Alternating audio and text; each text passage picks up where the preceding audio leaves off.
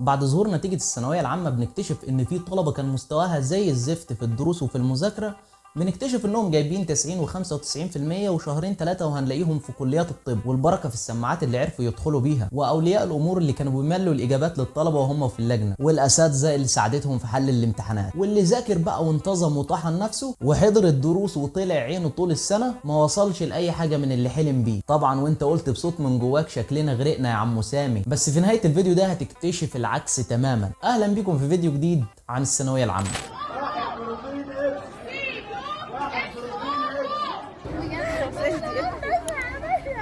وضع إحدى الطالبات لسماعة أذن في ملابسها الداخلية علشان تستخدمها في الغش. خلاص بقى النتيجة بتاعتك ظهرت واكتشفت ان المجهود بتاعك راح على الفاضي، وانك مضطر تدخل كلية ما كنتش حاططها في الحسبان ولا اصلا مخطط ان انت تدخلها، او ممكن تدخل كلية خاصة عشان تدخل كلية بتحبها، بس وقتها هتدفع كل الفلوس اللي حيلتكم، وهيبقى عليك مسؤولية التعليم وكمان مسؤولية ان اهلك بيدفعوا لك الوفات عشان حضرتك تكمل تعليم.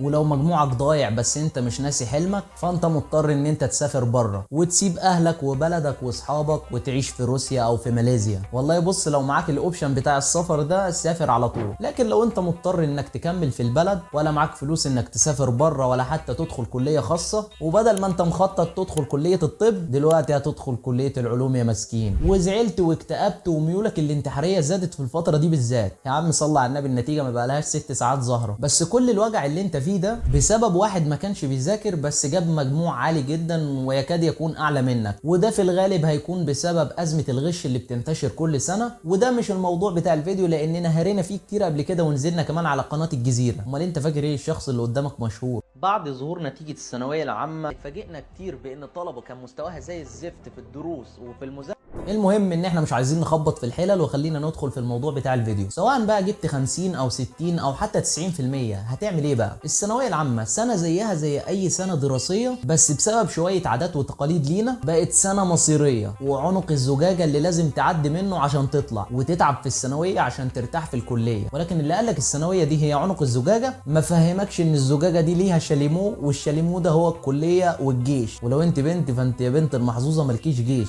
وانك هتطلع من العنق ده وهتتزنق في الشاليمو. في رأيي الشخصي اللي ممكن تسمعه وتاخده وترميه في اقرب زبالة اراء تقابلك، ان الثانوية العامة ملهاش اي 30 لازمة، لان ولا مجموعك اللي انت جايبه دلوقتي ولا كليتك اللي انت هتدخلها حياتك متوقفة عليهم. الحياة بقت اصعب من انها تكون متوقفة على مجموع في الثانوية العامة. الدنيا عمالة تتشقلب يمين وشمال، والجنيه عمال يعوم والدولار عمال يزيد وينزل، وانت واهلك لسه مهتمين بالثانوية العامة عشان حتة امتحان مدته ساعتين او 3 ساعات حضرتك قالب الدنيا كلها، شويه اسئله في شويه ورق مالهمش اي 30 لازمه. بتفضل تدعك في نفسك طول السنه عشان تجيب مجموع، وما تنامش الليل عشان حضرتك تجيب انجاز اسمه مجموع الثانويه العامه. موضوع تافه بجد وما يستاهلش كل البروباجندا اللي بتحصل عليه كل سنه. خليني اقول لك وبكل صراحه ان مجموعك حاليا في الثانويه العامه وشهادتك اللي هتاخدها من الكليه فيما بعد هتلفهم لفه حلوه كده وتحطهم في طيبه قلبك، لانها ما بتتحسبش كده يا صاحبي. صدقني وخدها من اخوك اللي جاب 96% في الثانويه العامه سنه 2020، ايام ما كان امتحان الثانويه العامه بوكلت وما بيتحلش اصلا، وكتابه المعادلات بقى وموضوع التعبير والباراجراف اللي انت لو شطبت فيه بتنزل نص درجه. كان الامتحانات ليها هيبه شويه مش MCQ،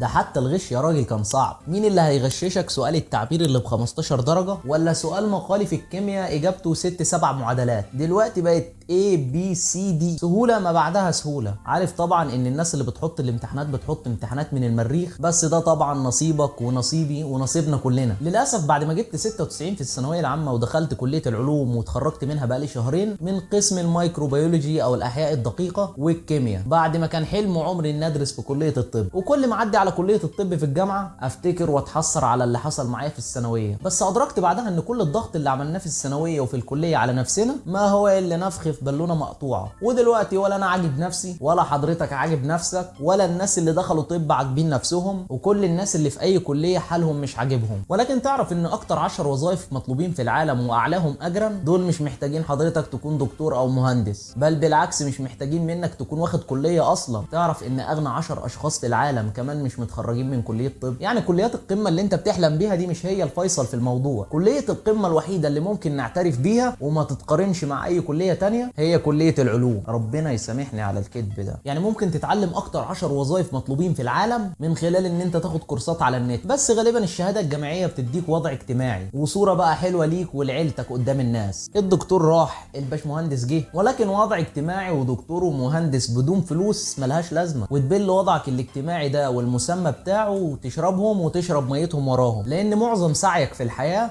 او سعينا كلنا كشباب في الجيل الحالي، وركز اني قلت لك معظم السعي مش كله، اننا عايزين يبقى معانا فلوس كتير جدا عشان بقى تجيب العربية اللي بتحلم بيها وتتجوز البنت اللي انت بتحبها وتعيش في بيت او فيلا محترمة وتعيش حياة شبه حد مشهور او حياة انت مخطط ليها في دماغك. فانت من الاخر عايز حاجة بتديك فلوس. هتفيد بايه الكلية الحلوة والمسمى الاجتماعي الكويس اللي انت حلمت بيه لو مش هتضمن لك شغل كويس؟ ملهاش لازمة، صح؟ في الغالب هيكون صح. هسألك سؤال واجابته 100% هتكون لا. هل نتيجتك اللي طلعت من شوية في الثانوية العامة حياتك هتقف بعدها؟ اكيد لا، بل بالعكس. ومن وجهة نظري برضو ان دي بداية جديدة ليك. واللي ما دخلش كليات القمة اللي هم اعلى كليات من حيث التنسيق والمجموع زي طب واسنان وهندسة وصيدلة، او الكليات اللي دراستها صعبة وعلمية وتقيلة جدا، واتقلهم كلية العلوم. فانت عندك الكليات دي اللي مجموعها بيقضي على الدهون، اللي هو بقى 90% و95% والكلام ده. الطالب بيدخلها وبيعيش طول فترة الكلية انه مضغوط في الامتحانات وليل نهار بيذاكر كأنه في الثانوية العامة بالظبط، وامتحانات وكويزات طول السنة. هات لي كده اي طالب من الكليات دي وقول له عندك ايه بكرة، هيقول لك والله عندي امتحان، مع ان دي بالنسبة لك مش فترة امتحانات، ولكن هو بيمتحن كل يوم. امتحانات في السكاشن وامتحانات في المحاضرات وامتحانات على منصات اونلاين، امتحانات شفوية ونظرية وعملية وكويزات وابحاث عايزة تتسلم. فدماغه بتخف،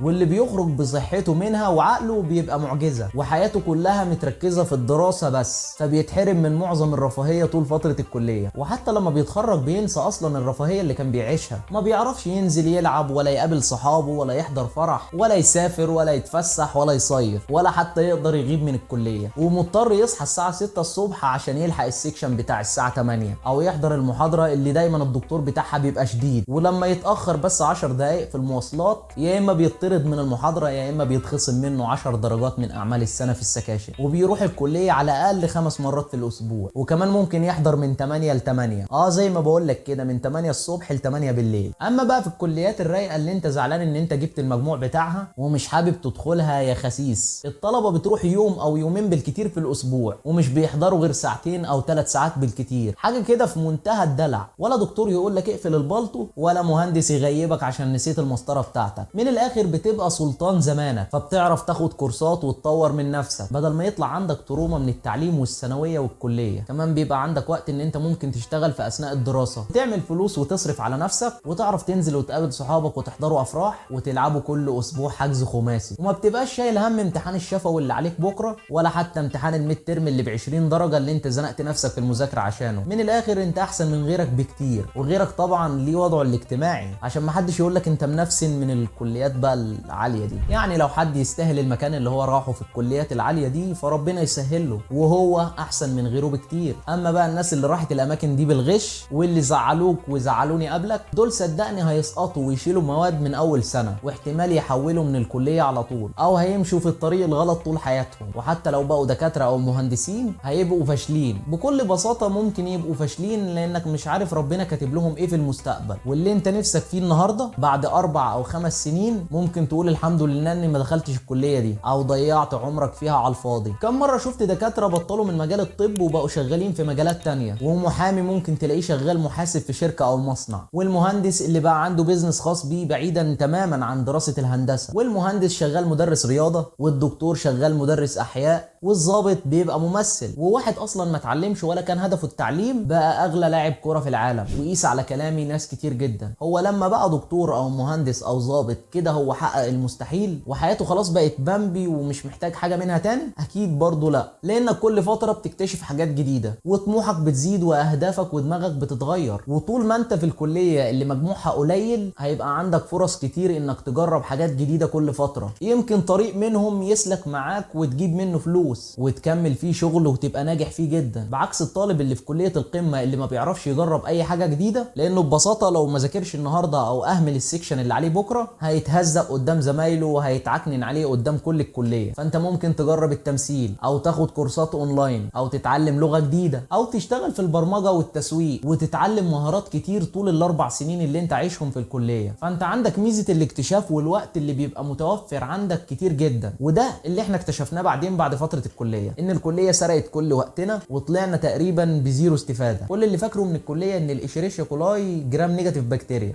بس انت كان نفسك تدخل كليه الطب وانا كمان كان نفسي ادخل كليه الطب، ولكن اللي قدرته انه يجيب 70% بمجهوده ومذاكرته المعفنه طول السنه اكتشفنا انه جاب ال90 وال95% واخد مكاننا في الكليات دي. وانت بقى التنسيق عالي عليك وما بقتش عارف تدخل كليه كبيره من حيث المجموع. بس انت هل شايف الموضوع ده عادل؟ اكيد اللي جاب 95% و90% بالغش مش زي اللي جابها بمجهوده. ده يا راجل ده حتى يوم النتيجه فرحتهم بتختلف. الاتنين على فكره ممكن يدخلوا نفس الكليه، بس اللي جاب المجموع من مجهوده ممكن يتعين في الكليه ويبقى معيد بسبب اجتهاده الشخصي وانه رتب على الدفعه طول الفتره بتاعه الدراسه، والتاني يقعد يدبلر كل سنه وبدل ما الكليه 4 سنين ياخدها في 8. الفرق بينهم كبير جدا، واحد فيهم نظيف وسالك والتاني غشاش وحرامي لانه على التنسيق بسبب الغش بتاعه، وبدا حياته ان ظلم ناس تانيه كانت تستاهل المكان اللي هو فيه وخد مكان مش مكانه في التنسيق. وعمر اللي غش ودخل كليه الطب انه يتساوم مع واحد ما دخلهاش بسبب ان التنسيق علي درجه او 1% او انه رفض يكون غشاش في يوم من الايام في الامتحانات او ما جاتلوش الفرصه ان هو يغش. اللي دخل كليه مش من حقه ان هو يدخلها بمساعده المدرسين ومساعده الغش وجروبات المذاكره